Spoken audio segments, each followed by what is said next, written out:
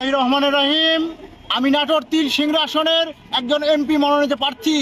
আজকে যদি বলা যায় রাজনীতিতে বিগত যে 16 বছরে যে রাজনীতি করেছে, আজকে দেখতে হবে 16 বছর বিএনপি রাজনীতি কেভাবে কি করেছে। আজকে যারা সক্রিয় বিএনপি করেছে তাদেরকে মূল্যায়ন করতে হবে। আজকে 16 বছরে আজকে শেখ হাসিনা পালা যাওয়ার পরে কিছু আজকে প্রার্থী হয়েছে যারা 5 তারিখের পরে শেখ হাসিনা পালা যাওয়ার পরে আজকে এমপি প্রার্থী।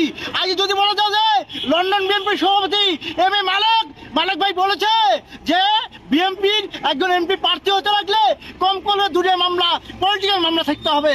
আমি যদি বলি যে এই 2টা মামলার কথা পলিটিক্যাল মামলার কথা যদি বলা যায় যে প্রার্থী সব বাতিল হয়ে যাবে, প্রার্থী খুঁজে পাওয়া যাবে না। আজকে 2-1জন টিকতে পারে, নাও পারে। আজকে যদি বলা যায় বিএনপির রাজনীতিতে বর্তমানে কি ছিল, 16 বছরে কি ছিল, আমাদের আগামী দিনের রাজনীতিতে হবে 16 বছরে রাজনীতি দেখে 12 মাসের রাজনীতি দেখে আমাদের আগামী যে অঙ্কের রাষ্ট্রনায়ক তারেক রহমান বলছে আগামী দিনের সম্পূর্ণ মাঠ দেখে মাঠ অডিট করে পরে মনোনয়ন হবে।